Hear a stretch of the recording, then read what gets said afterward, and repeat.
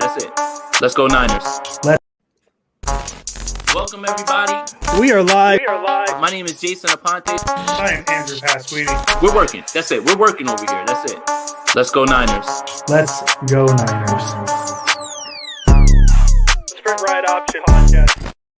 All right, I believe we are live. We had some technical difficulties there for a second, but that is okay. It says live on my screen. I'm assuming we're live. I'm looking at myself on Twitter right now. I think we are live. This is the Sprint Ride Option Podcast. I am Andrew Pasquini. I got Jason Aponte to my top right. As you guys can see, we got a couple of guests, recurring guests, we're going to call them. It is Brian and Tim of the Denim Dungeon Podcast. I got it right this time, guys. Nailed it. The last time I forgot, and I felt really, really bad. Jason, how are you doing on this lovely, we talked like 24 hours ago, but how are you doing on this lovely Friday? Great. And also, just for people that don't understand, this is a Blue Wire Hustle meets Blue Wire Hustle podcast as well, too. So that is kind of special. So that's gotta feel good on both our parts. But everything's good. 2 days away from football, and thank God. I feel like a kid at Christmas right now. Yeah, hey, the Buccaneers are 1-0. They are the best team in football right now. Fun game last night. That was fun. And the Cowboys are the worst. Yes. And the Cowboys are the worst. We like that as a 49ers podcast. Tim, I'll start with you. How are you doing? I'm doing good, man. Guys, it's great to see your faces. We chatted a bit today on text message and kind of preparation for this evening, and I got to tell you, it was highlight of my day. I love my job. I love what I do, but man, you guys are hilarious. You kept me laughing, and it was good times, man. So I'm excited to be here. Thanks for having us. Really, really appreciate it. Thank you for reading the script I told you to say in the text. I really appreciate it. So Got it. Brian, how you doing today? I'm doing good. I realized the last time that we were together, the 49ers moved up to 3 and drafted their backup quarterback. So that was the last time. So here we are. And like you said, 2 days away. We had some real football last night. And then, we've got it's funny with our podcast, Andrew and I I feel like a kindred spirit with Andrew. We're like beautifully bearded baseball boys, and you guys are our football counterparts. And so it's exciting to be here with a fellow fan of the San Francisco Giants who just got their 91st win today against the Cubs. Must be nice. It is. Yeah. It's real nice. Hey, man, don't sell me short, dude. I'm a Giants fan too. I love it. I know. I was about to say. Yeah, but you shaved the beard, so you're out of that group. All right, here's the deal. At work, we're doing like a fundraiser, and for the parent organization, I have to dress up like Peter Pan. So I had to go clean shaven. It could have been Peter Pan with a beard, just easily. That's just weird. Could have just been, I'm here too long in Neverland, Peter Pan. Like, get me out of here. Yeah, so yesterday, Jason and I, we gave you our Lions-Niners preview. I believe I had 42-17. Jason had 28-17 because he wants to believe what the media says with the Kyle Shanahan Week 1 struggles. Me? I don't perpetuate narratives. I make them up. Good grief. But today we're just going to preview, just kind of give you thoughts on the whole season. This isn't the Lions. We're not going to really talk about the Lions. This is going to be what we think is going to happen over the course of 17 games. Hopefully more. Hopefully they play at least 20. I had this whole thing. One of my coworkers, he's a what's the team in Denver? Broncos fan. And he goes, 10-7. Am I, is 10 wins even a playoff team now? Like, is 10-7 the number? Is 11-6? Like, what are we doing? And he's like, what do you mean it's 10-7? I'm like, I don't know. It's 7. You could tell me the Niners are going to go 10-7. I don't know if that's good enough for the playoffs. We don't know. Well, if you're in the NFC East, 10 wins is definitely a playoff team. But I don't. 10 wins for the Niners this year seems short. I would put their over under at 12 personally. Ooh. That's kind of where I see, if I'm a betting person, if I'm Vegas, I would personally put them at 12 because that's kind of that line where going 13 that's a heck of a season, and 11 kind of feels a little short, just a little bit underachieving, if I will, for the 49er team if they can stay healthy this year. So for me, 12 is that magic number of wins. 12 is the magic number. Okay, well, that's a little foreshadowing because we will give our season predictions. Tim, I want to start with you, though, because I think you are the most well-equipped person to answer this question on 49ers Twitter as my quarterback coach as well. Is the 2 quarterback thing, like, do you think that's something that can be sustainable throughout a 17-game season? Is that something that you think can be something that works? Because we've seen it kind of before with Taysom Hill and Drew Brees, which that really wasn't what this was. I know the Cowboys did it when they had Staubach and the other one, I forget. I wasn't alive in the 70s. But this one feels like a true platoon where there's kind of a rhyme and reason to why Shanahan's making the shift. Is the 2 quarterback thing going to be a sustainable thing the Niners can do? Well, first off, I want to say that when you said I'm the most well-equipped, I thought you were going to mention your sponsor with Manscaped, and I was going to jump right on that. But I digress to the quarterback situation. A two quarterback platoon system for the length of the season, in my opinion, is not sustainable, I think, for the betterment of the team. But I do think it does provide the opportunity for Trey Lance to be able to get into his groove, his rhythm, understand the offense, feel comfortable at his own pace. I do feel like Jimmy Garoppolo is a very capable starter in the NFL. He is not going to knock your socks off. He's not going to wow you. But what he will do, if he can stay healthy, is he is a great manager of the game. I'm not going to call him a game manager. I'm going to say he understands the flow of the game. He's able to make the correct reads so that they can check into correct runs for the most part. And then he's very good on third down. His accuracy has always been an issue in terms of leading receivers, and he kind of leaves them kind of out to dry sometimes and gets some guys hurt. He needs to improve upon that, but he's good on third down, and his quick release really helps. So early in the year, I want to see Trey Lance be put into situations where he can be very, very successful. I think that's key.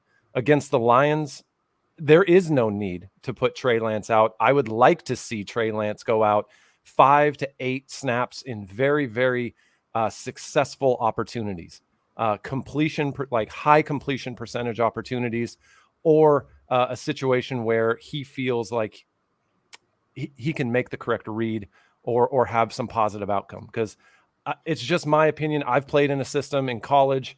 For a little while, I did platoon with another guy. I would get a quarter. The other guy would get a quarter. And it was hard to get the flow of the game. And sometimes you would feel like you're really in rhythm. And then all of a sudden, just as you're starting to feel it, the next guy goes in and gets some reps. But it ultimately comes down to what are the two guys' attitudes going to be. And I feel like they're both team first guys. I feel like no matter what happens moving forward, Shanahan has at least that part correct at this moment.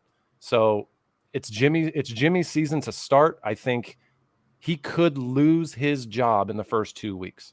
The 49ers should run the table. They should roll Detroit, and they should roll Philadelphia. There shouldn't be any question about that. So if the 49ers find themselves in some trouble, I think the trouble will come from the quarterback position, at least on the offensive side of the ball.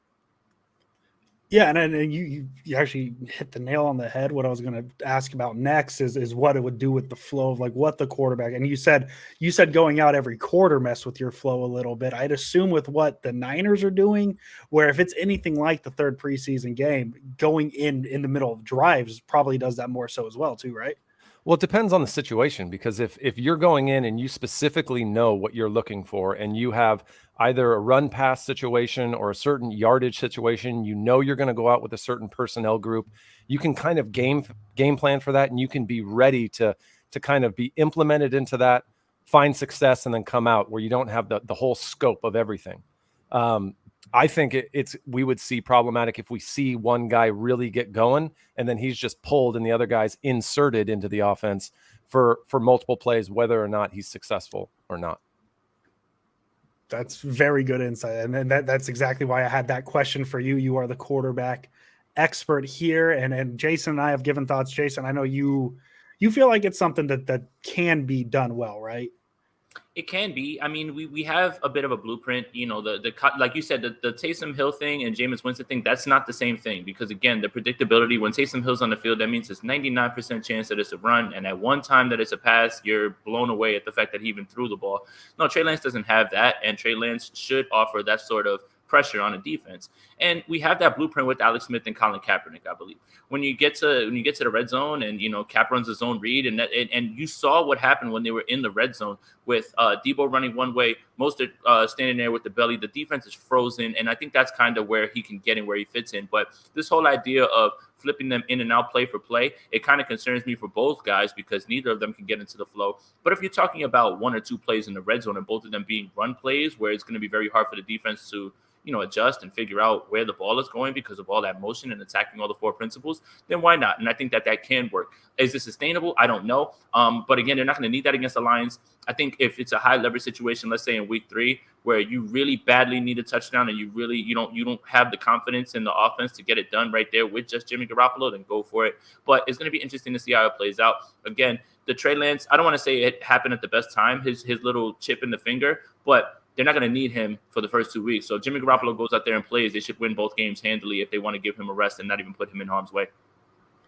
Yeah, and Brian, I'll finish with you because you mentioned how with the last time we talked was the draft, and they drafted their backup quarterback at 3. Yeah. I'll ask you the question that I've kind of been avoiding on this podcast. When or if do you think the change will be made where the keys are fully given to Trey Lance? I mean, both Tim and I write for 49ers Web Zone. I know Jay got his start there as well, or at least I don't want to call it start. Yes. But anyway, yes. And we had a roundtable where they asked that question, and my initial response, and this was towards the beginning of camp, was it was the Bears game, and the reason being was because that was the first game after the trade deadline, and to me, I still think the best case scenario for the 49ers and their future success is that Jimmy plays well, and Jimmy increases his trade value to the point where there could be a team at that point during the season that looks to make that trade mid-season. I don't know if there are a ton of teams right now that would be willing to take on Garoppolo's contract because, honestly, the more you look at Jimmy's game, the more you realize, like Tim said, he's a game manager and he's good at it. I'm not saying that he's not good at it, but I mean, let's just look at the game that was on our TV screens last night, and that was Tampa Bay versus Dallas. Tampa Bay had in 2019 and 2020 the number 1 rush defense in the NFL, which is why Zeke did nothing last night, because I imagine that their run defense is still as good. So now the 49ers are a team that relies upon their run game. If you come up against Tampa Bay and they're stuffing your run game, what do you need? You need a dynamic passing game. The Cowboys have that, and we saw Dak go off, right? Because the one place that right now in week 1 that the Buccaneers are weak in is at the cornerback position. And the Cowboys have CD, they have Amari Cooper, they have Michael Gallup, and they have a dynamic passing attack. And they almost beat the Bucs. They should have beat the Bucs. Jason's favorite position lost the game for the Cowboys, right? They should have won that game by 1, right? They should have forced Tom Brady to drive down the field and score a touchdown, and he may have, but regardless of that game should have been won by the Cowboys. And so Jimmy Garoppolo does not provide the 49ers with a dynamic passing attack as it currently stands. There have been glimpses of it, and we look at the game against New Orleans. We look at that game against the Cardinals on Halloween, where that was definitely games where Jimmy Garoppolo led that team to a win, right? But outside of those games, when is the last time we saw a game like that? He had that throw, that miraculous throw against LA to win at the end of the season, and then he capably led the offense against Seattle, but again, I believe in that game he had 0 touchdowns, if I'm not mistaken.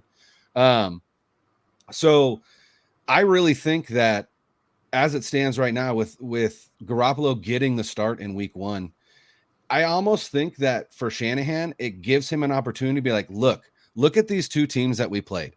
We should have lit the scoreboard up. And if we don't, I think that actually gives him a small window to be like, hey, let's go to Trey. Let's see what we get with him. Does the finger issue slow that down? Maybe a little bit. Maybe we can't look to week 3 because that's a huge game. But I think Jimmy has the shortest of leashes in this season, and if he's showing anything like he did at the beginning of last season against that Cardinals defense, then I think we could see Trey earlier than later. The funny thing is too is that there is a world where Jimmy Garoppolo could struggle and they would be 2-0. There's a world that happens, and then do you have to make a decision going into that home opener? Okay, we've won both of these games, but do we have enough from him to beat the Packers? Which you're gonna throw 2019 out. I'm tired of everybody just saying, "Oh, we own the Packers." No. This is a whole new year. This is third year with Aaron Rodgers. Don't ever take them lightly at all, especially in a home opener. So I think that's gonna be very interesting. And you're absolutely right. Like every overthrow, every underthrow, every interception or no throw. Oh, Jesus. Yep. And that's it. That's when everything's going to start. The chatter is going to start. And those are going to be the questions that are going to be asked because Jimmy has one or two of those, like Andrew calls it, no throws. Oh, no. And it depends on whether they catch it on the defense or they just drop it. So, yeah, he does. He does have it. He doesn't have to come out and be flawless, but he has to improve off of what happened in 2020. Like, he has to come out and have a really good showing. Like Andrew said, what was it, 265? 2 touchdowns, no picks, clean game, and 65% completion percentage. Right, and they roll. But what's so funny to me is like the 265. Like after watching Tom Brady and Dak Prescott go at it last night, 265, 2 touchdowns just feels so bleh. Like because like I'm looking at his game log, right? He has 5 games with the 49ers, 5 games in his career as well. Like he's pretty much only started with the Niners, would save a few games with the I've been getting the Buccaneers and Patriots mixed up now, and I hate it with the Patriots. Tom Brady, it just throws me off so much. He's only had 5 games of 300 yards passing or more in the regular season, and 300 yards just feels like that. Just kind of like the standard now, almost, right? Like 300-yard games are thrown out left and right. So 350 is the benchmark now. Yeah, it's gone up by 50 yards, and Jimmy Garoppolo just doesn't do that. So me asking for 265 and 2 touchdowns, no interceptions, like it's simple, but Jimmy Garoppolo is not that guy. And that's where the word game manager comes in. Cause he plays not to make mistakes, but then has the confidence to where he makes some mistakes. It's a really weird dynamic. And Jimmy Garoppolo is just, he's an enigma. That's the best way to put it. I would have to say that, I read, it looks like Jamal's comment, and it talked about the narrative behind Jimmy. If he starts making mistakes, we're going to start saying, why don't we have Trey Lance in there and suffer those mistakes, at least with a rookie who's going to grow and get better. I don't think it's necessarily about Jimmy Garoppolo producing positives that we haven't really seen before. I think it's more about Jimmy Garoppolo eliminating the negatives that we've seen in years past. I don't expect 265 from Jimmy. I would be happy with 230 from Jimmy, a touchdown or 2, but no turnovers, no interceptions. That to me is the Jimmy Garoppolo that would get the 49ers into the playoffs. Not a Jimmy Garoppolo extending the field. Like, we know what works for Jimmy and a healthy Niners team. Yeah, and I even have the bar with the I'll take your 235 and 2 touchdowns. I just want no throws.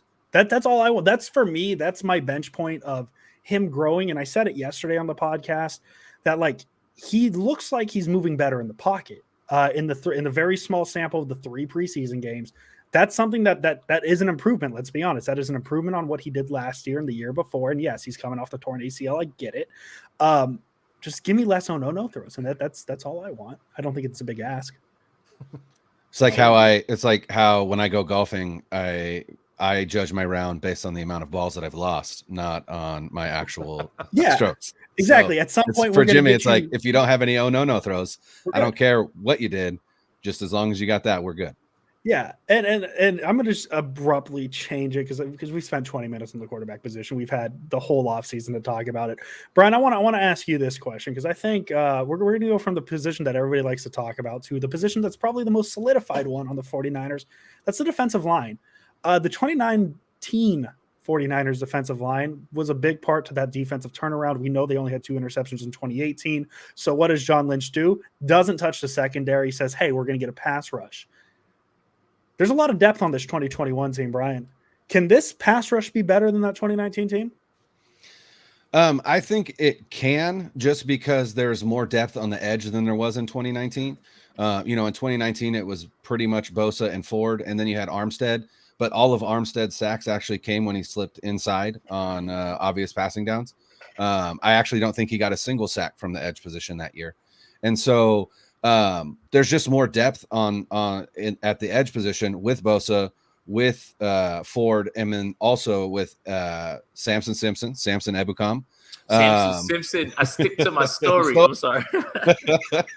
And then Arden Key, and then also Jordan Willis. Jordan Willis will be back week 6, and Jordan Willis was dominating in camp and during the preseason. So there's just more depth at that position. There isn't as much depth, I think, on the inside without DeForest Buckner there, obviously. And with Kinlaw and his bulky knee, we don't really know what's going to happen there. But I think with the talent that they have inside and outside, and a more aggressive D'Amico Ryans coordinating the defense than Robert Saleh, I think their pass rush will be better just because they've got the horses on the line. But also I think that they're going to dial up some blitzes, and I think we're going to see Fred Warner and Dre Greenlaw and probably Hufanga and possibly even Jimmy Ward sneaking in with 1 to 5 sacks, I would assume, as well. See, I like how you guys work, because you just easily flowed into the question I was going to go with. Tim, do you think we're going to see a more aggressive? How much more aggressive is this Niners defense going to be with D'Amico Ryans as the defensive coordinator? Because Robert Saleh really liked to rush 4 every so often. He'd surprise you and go, we're rushing 5 this time. Is it going to be a lot more aggressive? Is it going to be minimally aggressive? Because I'm assuming it's going to be at least a little bit more aggressive. What do you expect to see from Ryans in his first year as the DC? I think situationally we're going to see some aggressive spots from D'Amico Ryans, but overall, when you have the talent top to bottom on the roster that the 49ers do on the defensive side of the ball, you don't have to take risks. You don't have to put yourself in a position to where you're exposing part of your defense. The 49ers have probably the deepest defensive line that I've seen in recent years. Mm-hmm. Definitely more depth than 2019, but I would argue the fact that even the top end caliber is going to be highlighted even more, because now you don't have to use D Ford except for on rushing downs. Like, he is going to play 10 to 15 snaps probably a game, but those are going to be geared towards situational pass rush. Like, there's no doubt in his mind he gets to pin his ears back and he gets to light his hair on fire and he gets to go. Okay. Same with Nick Bosa. Like, Nick Bosa was an every down player in 2019. Now you can pick and choose and make sure he's fresh. When you got other players that have high-end talent that are going to come in with fresh legs, it's not always about having the best defensive player every single down in the same guy. Fresh legs do wonders against an offensive line that has to go against speed and power every single snap. That's where I think that the 49ers defense is going to be special this year. And we're going to see things where they get to be situationally great and situationally aggressive. They're going to keep teams behind the sticks. You're going to see 2nd and long and 3rd and long more often than not. And I think that's going to cover up the one little gap, the one little problem that the 49ers have on defense, where they don't have a ton of depth at the cornerback position. The defensive line in their wide 9 technique, I love the fact that they've done what they have at the linebacker position. They have nothing but pure speed, and it's almost like bigger, strong safeties as their linebackers, because the gaps now have gotten so wide on the defensive line. You have to have your linebackers use their speed to kind of fill those gaps. And that's what they have. They have speed and power at the defensive line position. They have speed first and pretty good tackling ability. Some may argue that Dre Greenlaw isn't as good as he's advertised. I'm thinking about Rich. You just say Rich. Say his name. Yeah. Just say Rich here all the time. He'd be the one that would argue against Dre Greenlaw. I would argue on the opposite side. I think he's better than not. And I think the 49ers have great safeties. So ultimately it's going to come down to that other cornerback position. I'm solid on Verrett. It's going to be Mosley or it's going to be Norman. I'm not sure who you go with week 1. I'd lean Norman a little bit, but I think the defense is going to be special from top to bottom. And are you saying you lean Norman more than Lenore? Because Mosley's doubtful. He's doubtful. I would say I like Demo, but I also like the fact that you don't put a rookie into a situation where he can have his confidence just crushed week 1. And I'm not saying Jared Goff or the Lions are the team to do that, but make sure you put him in a situation where he can be successful. Norman is a veteran. He's a journeyman. He's been on teams. He's been on squads. He can learn defenses fast. That he's good there. Like, I'm okay. I'm confident putting in either one of those guys. I would lean Norman first and then maybe find spots for Demo to get into. You're forgetting who's on the practice squad that's going to be called up. He's going to start. No. $5. The Barnacle? Come on. $5 to each of you guys, and Dante Johnson's the starter on the other side. Jason Aponte is in 61 fantasy leagues. He doesn't have the money to bet more than $5. That's a big bet. That's a big bet for him. Yeah. Well, I look at it like this. Norman hasn't been here much, very long. We know one thing about Kyle Shanahan is, like, when they have those guys that are tried and trusted, like Tom Compton would be the first one off the bench, and everybody would be like, no, like literally anybody, but it will be Compton. I'm not saying that that's what should happen. This is what I think will happen. So when Mosley was out, and this is what I'm going to point to for my reasoning, when Mosley was out during camp, when the ones were out there, when Dante Johnson was upright, it was him. It was him on the other side of Verrett, and they have no problem running with that. And again, he kind of gets a bit of flack, right? For that Philly touchdown, but he was in perfect position. He tore his groin on the play. It was just like Carson Wentz would never throw a better pass than that ever in his life. And the guy who caught it isn't even really on a roster anymore. He's on a practice squad. So that's how fluky the play was. It wasn't something that, like, oh man, they're torching Johnson, right? Like the way in 2020 when, Mosley was opposite of DeAndre Hopkins. DeAndre Hopkins had like 17 catches for like 180 yards, right? And you're like, oh my God, he's getting torched. I never really got that feeling. So I'm with you. I am fine with Josh Norman there. I'm fine with Demo there at this point, especially because it's the Lions. And when you look at, no disrespect, because these are NFL players, Tyrell Williams, Amon-Ra St. Brown, who I actually really think is good, but he's not going to be lined up outside. I believe he's going to be slot, right? Guy. Yeah. Mm-hmm. Quintez Cephas and whoever they have over there, Hawkinson's going to be in the, tight to the covered by Fred formation. Warner.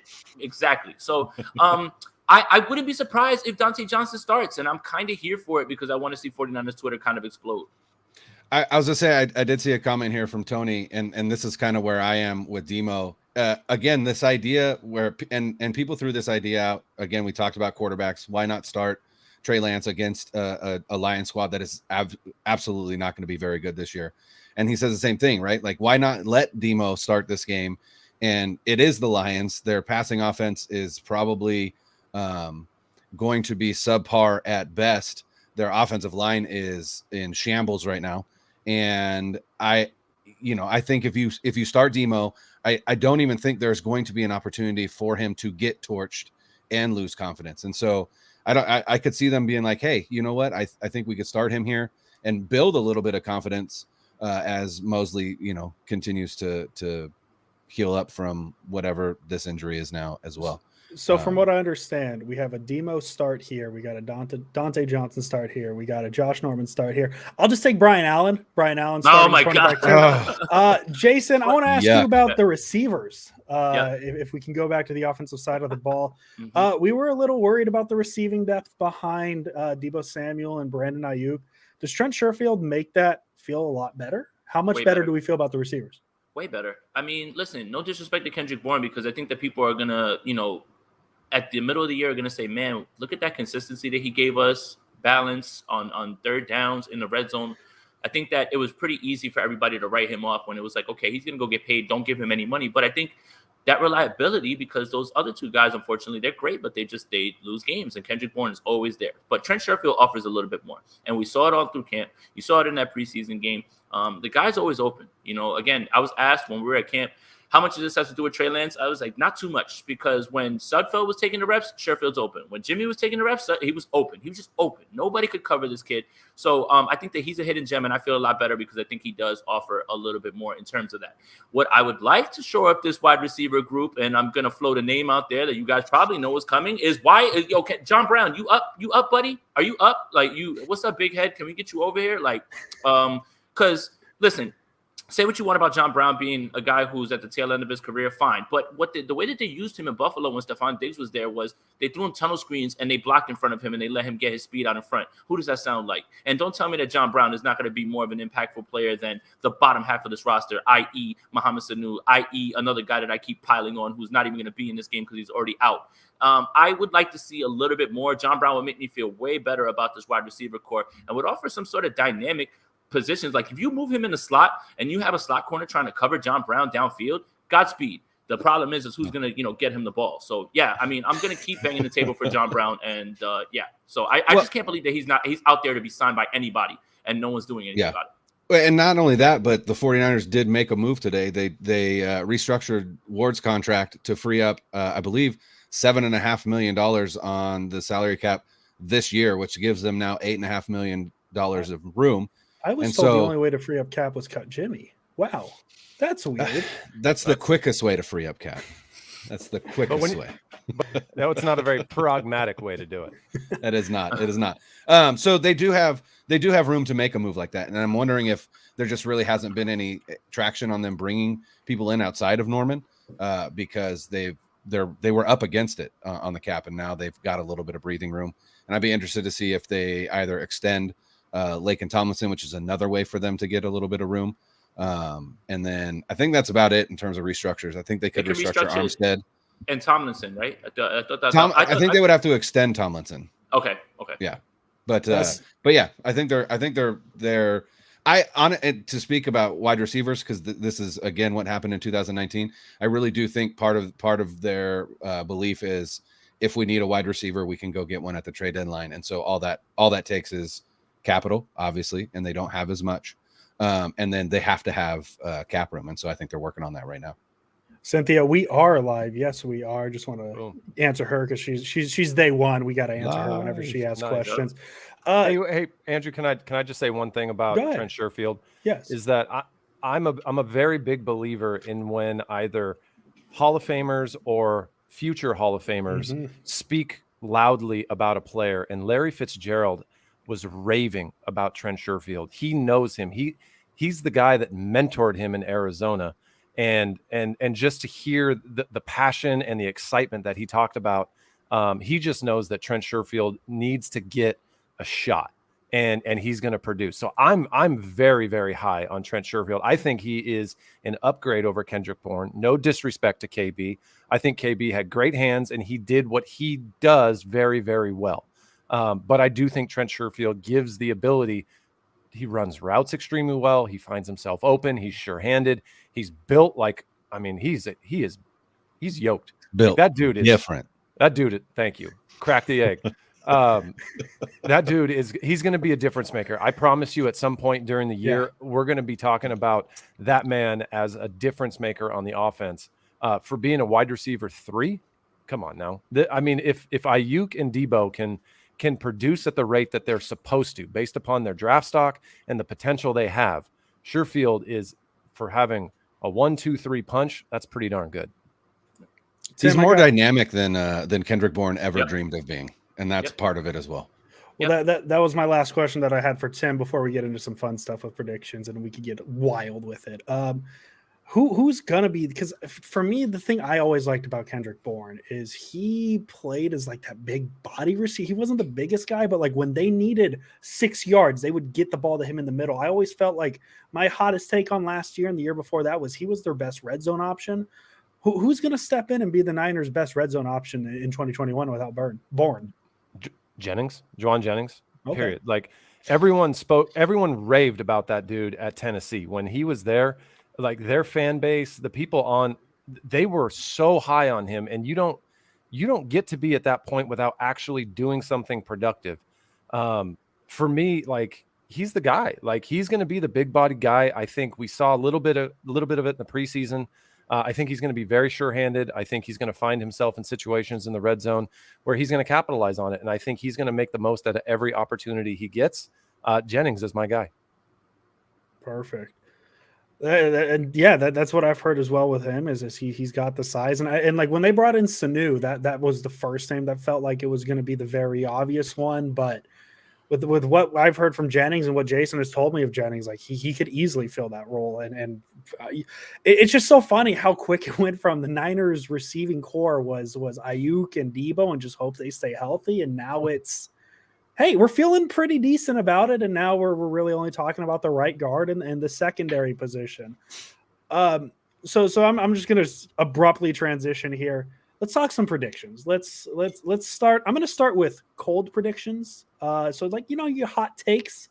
We're going to start with a cold take. What's something, Tim, that you are 100% convinced will happen this year in the realm of the 49ers season? Oh, geez, just putting me on the spot for something like that, huh? I'm going to have to say that I'm 100% convinced that we are going to be looking for something different in regards to the kicking game moving into next year. I do not have confidence in Gold, and I do not have confidence in Wisnowski. I think Jay might actually, there's nothing about those two guys right now moving out of the preseason. I know Wisnowski had some booming punts, but I'm just looking at his overall body of work. Those are the type of guys right now that I just don't feel good about. Don Burr's there again. Yeah, Don we feel good about Don Burr. Don Burr is We love here. Don Burr. We're very pro Don Burr on this podcast. Yes, John, absolutely. we appreciate the donation, John, by the way. Thank you, buddy. Appreciate you as always, man. We love Don Burr here. Don Burr is my favorite Lions fan. Jason, don't take the kicker thing because Tim just took it. You're not allowed to take his now because I know you can get. Well, we don't have 20 minutes to talk about kickers anymore. Look, Robbie Gould's not going anywhere because for some reason the 49ers thought it was prudent to sign him to a deal that makes it harder to get out and allows more dead cap later on. So Robbie Gould's not going anywhere. Smooth move, guys. You guys are killing it on the kicking front. Anyway. Cold take, George Kittle sets a career high in touchdowns this year. Okay. I think that when you ask the question about who's going to be the red zone guy, I think that it's going to be him, especially if Jimmy Garoppolo is the guy that's going to be there for a large part of the season. Look, it didn't end well, but in camp at the red zone, he was looking. He had eyes only for him, basically, in certain spots, and it worked out. I saw him throw a lot more jump balls his way. And, unfortunately, the one that he threw to Derwin James was, he looked at him the entire time. But he has eyes for George Kittle. I think George Kittle actually puts it together and is on the field for an entire season. And I think he shatters his touchdown output. And I think that's a cold take, in my opinion. Don, we appreciate the donation as well. Thank you for the donation, buddy. Hey, man, I love the belief in the Lions. We're here for it. Please join us for every. Honestly, Jason, for our preview shows, I'm cool with Don being the third pick, like for all the Niner games this year. Easily. Brian, give me your cold take of this season. Oh man, so you guys kind of went. Well, Tim went special teams. Jay went offense. So I'll go defense, and I'm going to say that Fred Warner has 5 interceptions or more this year. I think that I think that. More teams are going to try and attack the middle of the field because they just simply won't have as much time in the pocket as they would against other teams because of the ferocious pass rush. And so, I think Warner is arguably the best cover linebacker in the NFL. He holds down the middle of the field and, facing enough quarterbacks this season that could be trying to make their living on the underneath routes and whatnot. And so I think he's going to have 5 interceptions or more this season. Love it. My cold prediction teeters on hot a little bit, but I don't think it's a bold prediction to say the starting quarterback week 1 starts all 17 games. I'm going to say Jimmy Garoppolo starts all 17. I think something different is going to happen this year. I don't know. He's going to stay healthy. That's my first thing. It's a new season. I like to predict health. I like everybody staying healthy. It's an odd year. Jimmy Garoppolo is good in odd years. Apparently, it's the opposite of the even year bullshit the Giants give us. Language, sir. I cuss too much now. I've been what happened? That's usually me. What happened? But honestly, man, I think there's something to the madness of getting Trey Lance. I really think that this first season, because it was never – they didn't draft Trey Lance to be the starter, because if they did, he'd be the starter. And I think there's something to the idea of getting somebody behind Garoppolo to and I hate saying it because it's so cliche, to push him to be something a little better than what they've gotten. And I think Kyle Shanahan is 100% okay with keeping Trey Lance year one as the, people hate the word, but the gadget guy, bring him in for platoon roles. I think Jimmy Garoppolo stays healthy for all 17 games. I like it. And he starts all 17. Good. That's just a level-headed take. Andrew. Yeah, breaking news: Andrew Pasquini is always going to be level-headed with his takes. We pride ourselves here at the Sprint Right Option Podcast at being level-headed. Okay, can we call it a lukewarm take? Yeah, lukewarm works. Yeah. Lukewarm works. A room temperature water take. Yeah, sure. Let's go with that. All right, let's get a little hot now. Let's go bold predictions, hot takes. I'll start since I wrapped up. We'll just go reverse order. How about that? 3,296. That is the current rushing yard record in the NFL for a team. The Ravens did that. I believe it was 2019, not 2020. The Niners have the advantage of a 17th game that the Ravens did not get. I think this is going to be a very run-first team. 3,296 rushing yards. That is going to fall to 2021 49ers, led with Raheem Mostert, Trey Sermon, Elijah Mitchell. I know I'm forgetting people, but they have 45 running backs who are very good. They're going to break the all-time single-season rushing yard record for a team. Nice. And this comment here from Paul. Thank you for the donation, buddy. The Giants are good this year, though, Andrew. We're odd years exclusive now in the Bay.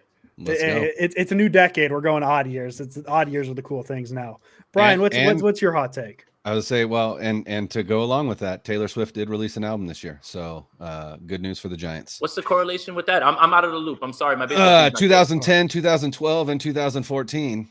Taylor Swift released an album and the Giants won the World Series. So it's 2021 and Taylor Swift is still around and she's been making music since 2010. Cool. Now didn't she release an album like 17 and 18? Are we just forgetting that for the purpose of the Giants? Doesn't fit the narrative, Andrew. Bro, what are we doing? What are we doing? We're a narrative pod. We're a narrative. It's Taylor pod. Swift and a talented team. We didn't have Taylor a talented Swift, team in 17 and 18. So teams that are led off with Lamont Wade Jr. are good historically. That's right.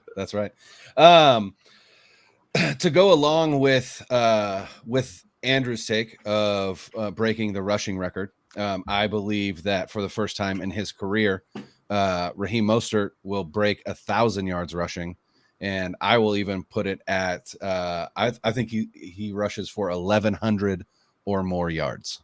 Wow, I like it. I like that. And that's going to back up your point, Pasquini. If he does that, then they're really going to blow through that. If he gets 1,100 yards, I'm feeling real good about the rushing record.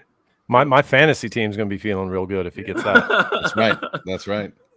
Jason has one fantasy team that would love that. At least he has to have at least one fantasy team that likes Raheem Mostert. Oh yeah, I've got him on a few spots. Yeah. He has to have at least. He's got some stuff. I have everyone. So like when someone scores, I'm like yes, and I'll go look at 3 other. I'm like, damn it, it's killing me because it's on someone else's team. It's not fun anymore. I'm telling you.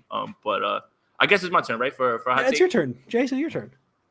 Deebo Samuel leads his team in receptions. With receptions. I'm talking about with the way that they manufacture his touches. He's going to play as many games as he's played his entire. Yep, those push passes, those tunnel screens. I think that he's going to improve down the field as well, win more routes. He went into camp this year and he was the best receiver on the field. No disrespect to you, Brandon Ayuk, but Deebo Samuel was working everybody, including Jason Verrett. You know, there was a play that I remember vividly from a practice. Deebo Samuel is past Jason Verrett. Jason Verrett is chasing him. Unfortunately, Jimmy Garoppolo double clutches. When he throws it up, it just becomes a punt, and Verrett's under it. But Deebo Samuel came back to the sideline, and he was visibly upset because he worked that route, and he got open. If that ball goes out at the right time and is put in the right spot, it's 6. And that's Jason Verrett, who I have high hopes for this year, and I think is going to be very well. So I think that just the way that they manufacture the touches, how he gets them, and I think that he's come in with – and he's heard everything about limited down the field, glorified running back, all those little things. He's heard all of that stuff. The health thing is the only thing that can really stop Deebo Samuel. But with the way that this offense utilizes him, how important he is, Deebo Samuel will lead this team in receptions in 2021. I think that glorified running back stuff is more a function of who is piloting the offense. Absolutely. Really unfair, but it is what it is. Yeah. And I think it's going to come down to health for him. And that's going to be that way for his entire career. I mean, and that's the sad thing about right now that hurts my heart a little bit is because there's a lot of positions on the 49ers where you can say, if healthy, God, they could be real special, right? Mm-hmm. Like, you know, Jamal commented on, do you think Verrett's going to stay healthy? I hope so. I don't know. If he's healthy all year, he's a top 5 corner in the league. There's no question about it. If Mostert can stay healthy all year, he's a 1,000-yard running back. There's no question about it. If Debo can stay healthy, he's a 1,000-yard receiver and probably the best receiver on the team. Jay, you're right. For me, my hot take, and I'm probably going to, I'm not trying to jinx it. I'm going to say, again, if he can stay healthy, Nick Bosa will have 23 sacks this season. Is that the record? Let's go. 22 and a half is Michael Strahan. There's been comments up and down about how Nick Bosa looks better than he did in his rookie campaign. I listened to his interview. I've listened to him talk. He talks about how he was getting better mentally last year. He was obviously he was doing his rehab to rebuild his knee, but when you're taking mental reps and you're such a polished player coming out of college like Nick Bosa was, the only way that you're going to get better, it's not he's 9% body fat. The dude he's a Greek god of a statue. Like, he has all the physical gifts there are on the team. Okay. The only way an athlete like that gets better is through being better mentally. And it sounds to me like Nick Bosa focused on that for a year and a half.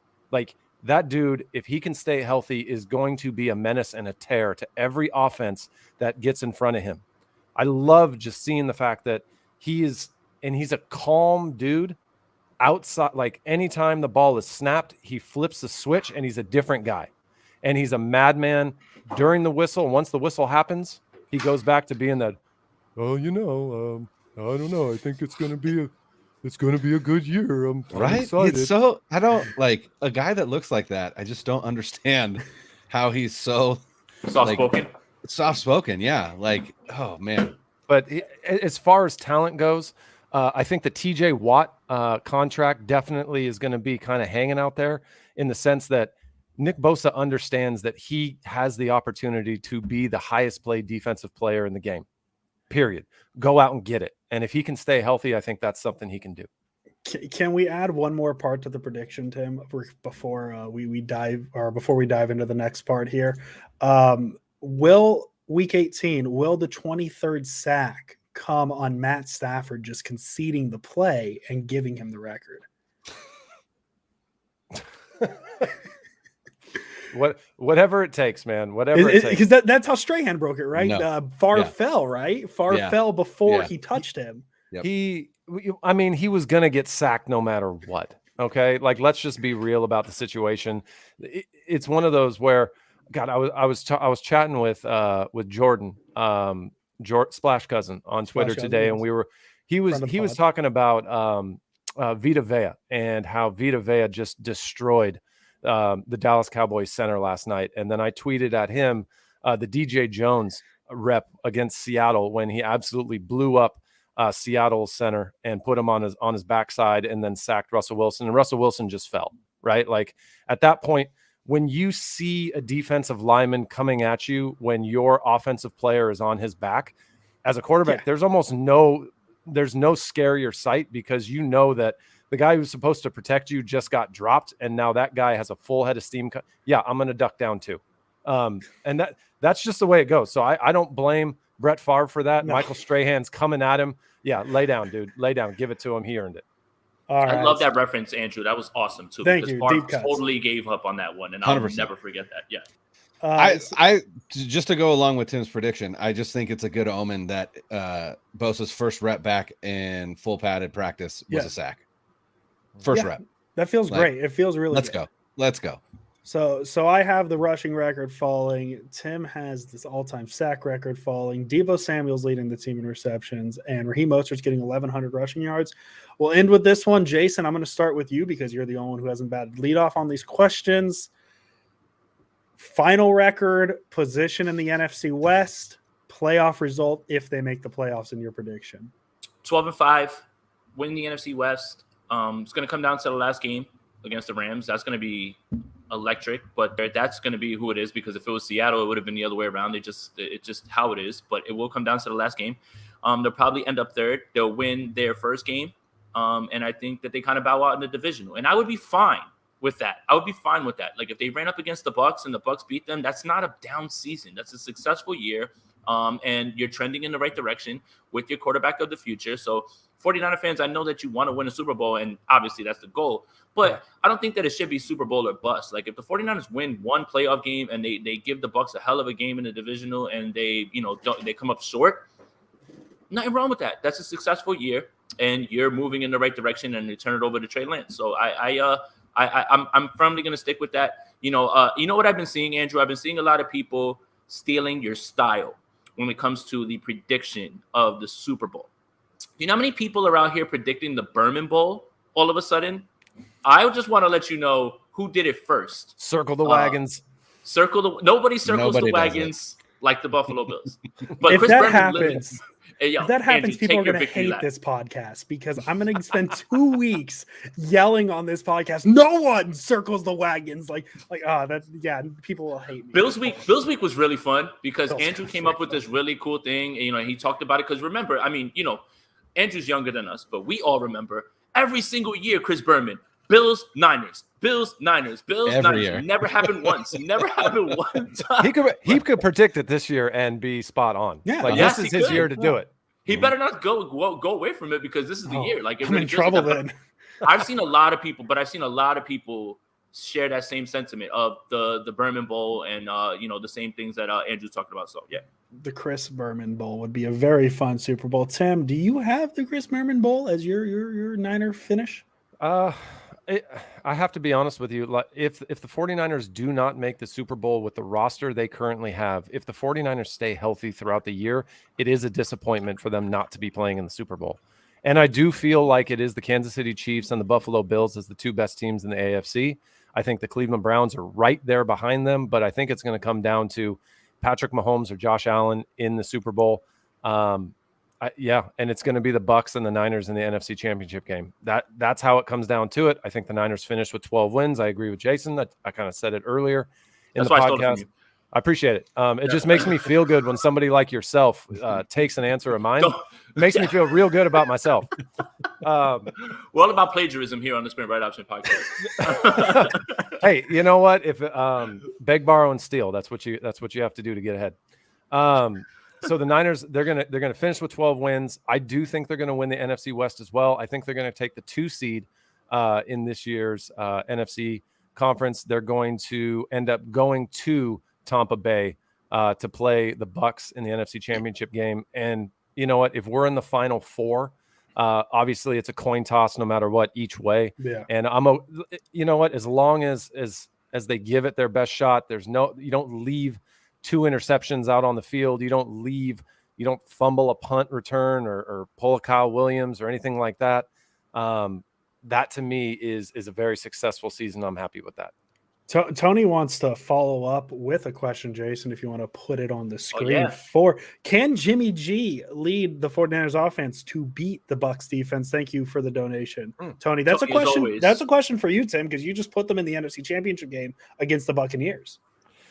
Well, Tony, here's the thing. It's not – if Jimmy Garoppolo is the starting quarterback at that time, that means he has been playing efficient enough to earn that spot throughout the year. It's going to come down to the 49ers running game if they can run against Tampa Bay. Because Brian talked about it earlier in the podcast, Tampa Bay has a stout defensive line. The 49ers are going to have to figure out some way to have a balanced attack because Jimmy Garoppolo is not the quarterback to be able to put the game on his shoulders and throw for 400 yards. We've just seen that throughout his career. And that's the way but if there was a team that had kind of a hole in their armor, if you will, right now, unless they address that issue, the Bucs are depleted at the cornerback position. And there is an opportunity to where I could see Jimmy Garoppolo making a couple of throws against a depleted secondary for Tampa Bay. Yes. Likely, no. That's why I think they have to stay with a balanced attack, and they're going to have to be able to run the ball to beat the Bucs. Perfect. I agree with that. That's a great question, Tony. I'm going to go, Brian, we'll let you close the show. Sure. I'm going to say it first just for the fun. 49ers, Bills, Chris Berman Super Bowl. We love it. Okay, if that does happen, I'm cutting everything I say afterwards, and I'm right. I win. I'm going to go 11-6. I'm going to go 11-6. You're going to have 3 losses in the NFC West, I think. I'm not going to tell you where they are. I think there's going to be 3 losses in the NFC West. I think that game at Tennessee, they're going to lose. I think they're going to lose to the Colts. I think the Colts are very good. And then there's always one random game the Niners lose. I'm going to try and pinpoint 2 of them. Week 12 against the Vikings, or week 14 at the Bengals. I'm not necessarily saying those teams are better than the Niners, but there's always that one game, the Falcons in 2019, right? That was the one game where it's like they should have won, they didn't. Last year, we're going to go with the Eagles, but also the Washington football team, even though that was a playoff team, so that's a little different. I'm going to go 11-6, second place in the NFC West. Archinoy took my point before I could say it. I think the Rams win the division, and the Packers get a little harder when you got to play them at Lambeau in January, and I think the season ends in the divisional round in Green Bay. So that's my prediction, but this whole part gets cut if it's Niners Bills in the Super Bowl, and I'm right. Brian, you want to close it out? What's your prediction for the 2021 Niners? Maybe a little more positive than me, or join me and be a little more negative. It's not. I don't think it's negative, but it is actually the same as you. I have them finishing 11-6. I think they're going to split in the NFC West all 4 games. I think all 4 teams are going to go 1-1 in the West. It is the best division in football. I don't think there's really any question whether that's fact or fiction. The 49ers, the Seahawks, the Cardinals, and the Rams, there just isn't a division that's better. And honestly, like I'm a big believer in the Rams. I think Stafford in that offense with McVay. And I don't think we know what we're going to get out of that. I think we're not prepared for it. And I think that they're going to steamroll some guys, some teams. I don't think they're going to steamroll the 49ers, but I think they're going to split with the Niners. And so that's 4 losses within the division. And so again, going 11-6, that leaves room for 2 kind of weird losses here or there, or just losses against teams that at the time are better, right? I definitely am not super positive about the game against the Packers week 3, just because the Packers are going to be running that new Brandon Staley style defense. And Aaron Rodgers is Aaron Rodgers. And so I don't know if the 49ers offense is going to be at its peak yet in week 3. Like you said, Andrew, that Colts game looks to be a little difficult, although the nice thing about it is it does come off their bye.